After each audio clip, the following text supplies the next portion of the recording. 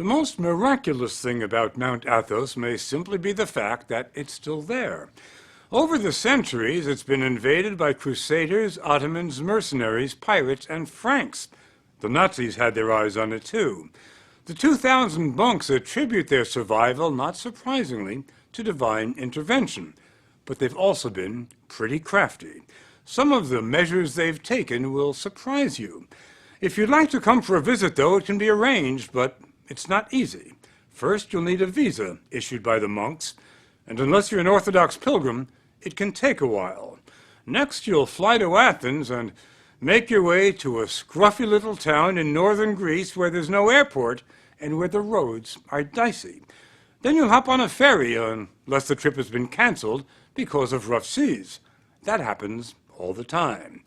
But on a calm day, it can be a very pleasant ride. The story will continue in a moment.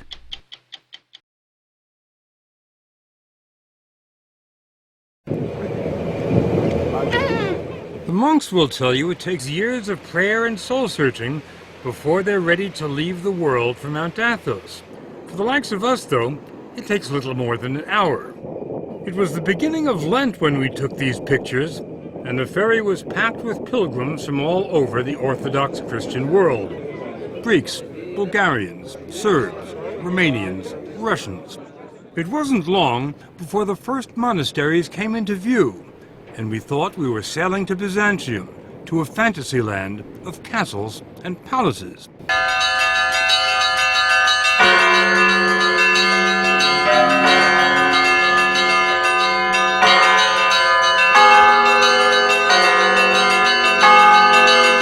We were headed for Vatopedi, one of the oldest and largest monasteries on Mount Athos. It had the feel of a medieval city. Holiness seemed to seep from the very stones, from the frescoes on the 10th century church, from the marble font for holy water. But then there was the monastery's secular-looking centerpiece. There's nothing remarkable about the clock tower at the Vatopedi Monastery, except for one thing. Check out the time. It's just about 8:30. Now, my watch reads 2:30. That's a 6-hour difference, and there's nothing wrong with their clock or with my watch. It's because the monks on Mount Athos keep Byzantine time. The day starts at sunset, not at midnight. The monks measured time this way during the days of the Byzantine Empire. That's the Christian empire that followed the fall of Rome. And that's the flag they still fly here. How long ago did the Byzantine Empire fall? 1453. 1453. That's a well-known fact. Well, it wasn't to us. But to Father Serapion, 1453 is the day before yesterday. This peninsula is the only place in the world that still keeps Byzantine time. It has maintained this time for some 550 years. It was harvest time when we arrived, and dozens of monks were hard at work in the olive groves on the hills overlooking the monastery. That's where we ran into Father Nicandros from Melbourne, Australia. This place looks like a summer resort, like a holiday resort, like a retreat, but it's not. It's an arena. It's an arena? Yes. What do you mean? The unseen warfare. Unseen warfare? That's right. What does that mean? We fight against the angels of the dark side, you see? Of the demon, of the devil, Satan. The battle against Satan and the dark side is waged here every day.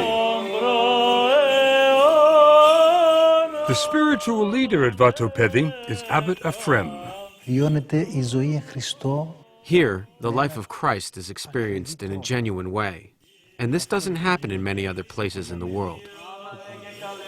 What I'm talking about is the art of salvation. It just so happened that while we were there, the monks celebrated an elaborate 7-hour vigil, and the church was packed with pilgrims. It's held once a year to honor the archangels Gabriel and Michael. According to the Bible, Gabriel and Michael led the army of angels that expelled Satan from heaven.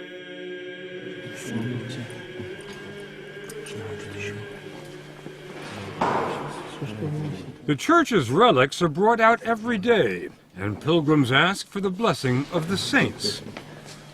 The most sacred relic on the entire peninsula is in this case, fabric said to be part of a garment worn by the Virgin Mary. The irony is that while the Mother of God is revered here, no other woman is permitted to even set foot on Mount Athos. It's been like that for 1,000 years. The reason, according to Orthodox doctrine, is that Christ gave the peninsula to his mother, and all other women have been excluded so as to fully honor the Virgin Mary. It's also been said that in the days before the ban, when women did come here, the monks became distracted and couldn't devote themselves entirely to prayer.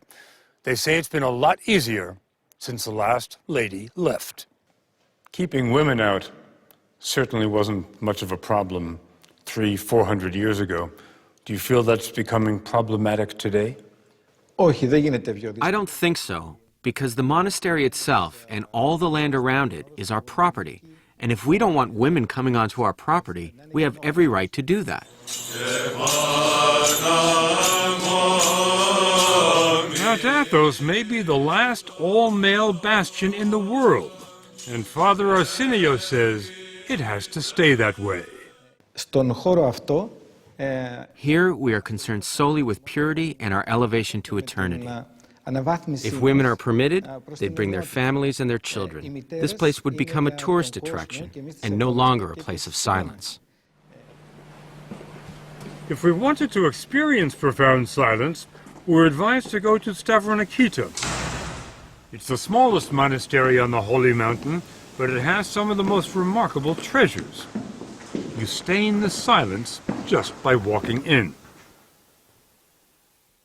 There's no electricity here, so the icons and mosaics are illuminated only by shafts of sunlight and a few candles. St. Nicholas, the patron saint, John the Baptist, and the Virgin Mary. We were stunned by the magnificence of the art here, but then we ran into Father Maximus, a former professor at the Harvard Divinity School. He told us what we were seeing cannot be described as art. They're devotional objects, and they're part of the living liturgical life of the church. So we don't have any art, and we're not a museum. I mean, to put it starkly. Whatever you call it, it's priceless. That's why the monasteries have been invaded and plundered so many times over the centuries. The monks' most recent brush with history happened only 70 years ago. The Nazis were coming their way. In the spring of 1941, the Germans invaded and occupied Greece. They marched up the Acropolis, raised the swastika beside the Parthenon, and were about to invade. The monks asked for a meeting with Nazi officers who advised them to appeal to Hitler himself. And the monks wrote a letter to Hitler. A letter was written, and in the letter the monks identified themselves. They said, "This is who we are." And they asked Hitler to place the Holy Mountain under his personal protection. What kind of response did you get? Well, it seems that Hitler liked the idea and accepted the invitation to become the personal protector of the Holy Mountain. Well, let me just get that straight. Hitler, the personal protector of the Holy Mountain. That's right. That's right. Hitler did send a team of German academics to Mount Athos. They took 1,800 pictures of the mountain's treasures, and it wasn't because they enjoyed photography. Hitler wanted the monastery's riches in Berlin. The professors were sent as an advance team to catalog the treasures of the Holy Mountain so that a selection of things could be made to be removed. Didn't happen, did it? No, it didn't. Not a single thing was taken. Father Maximus believes they have the Russians to thank for that by the time the Nazi scholars completed their work, Hitler was bogged down in Russia and wasn't thinking about icons. That Nazi period has been largely forgotten here. To the monks, it was just one more blip on the road, and a small one at that. Today, Vatopedi is the most popular destination on the mountain. It hosts 35,000 pilgrims a year and offers more than spiritual sustenance. The monks have their own fishing boats, and the catch is pretty good. The fish are served fresher than in any Greek restaurant. The refectory dates from the 12th century, and since the 12th century, the food here has been free. Vatopedi has been supported by rich benefactors, emperors, princes, kings, and today, partially by pilgrims with deep pockets who commission icons in the making. But the ancient treasures? Not a chance. They can't even see them. They're under lock and key. It's not a new security system, but it works. Normally, it takes more than one monk to unlock the door, because no one monk is allowed to have all 4 keys at the same time. It's sort of a medieval version of the nuclear launch control. Do you keep those keys in your pocket, Father? Try not to. Father Matthew from Fond du Lac, Wisconsin, was given the abbot's blessing to let us into the inner sanctum. Once inside, there was still another hidden door. Behind the curtain, We walked into the world of Byzantium. It was hard to imagine that everything here was at least 600 years old, because the brilliance had not faded. There are almost 4,000 icons stored in this monastery alone. Wow. The highlight? A 14th century icon of Christ. Every monk will tell you the sole purpose of life on Mount Athos is to get closer to Christ every day. And they say total union with Christ is only possible when they leave this world. Πρώτο πράγμα που κάνει ένας μοναχός είναι να αγαπήσει το θάνατο. The first thing a monk does is embrace and love death, Embrace and love death. Γιατί ο θάνατος... because death is the ticket to the other life. Without a ticket, you can't travel. Where do you get the ticket? Εδώ, στη ζωή αυτή. In this life, that's what we do each day. We prepare for death, Για το ταξίδι μας προς τον ουρανό. and we are joyful about our journey to heaven. Father Matthew offered to take us to the transit point between this world and heaven. When a monk dies, he's buried until there's nothing left but bones. Then he's brought to where every monk who's ever lived here ends up, the ossuary. Any idea how many skulls there are here? thousands. I'm not sure how many thousands. Any idea how far they go back? The ones here would be to the 16th century. When you look at the ossuary, what comes to mind? Mostly I see that this is where I'm going to be. I always like to say these are my future roommates. There was nowhere for us to go from there. So we headed back to the mainland. The monks invited us to come back any time. And if we do, or if our grandsons or great-grandsons do, after 10 days here, this much we believe. Mount Athos will not have changed at all.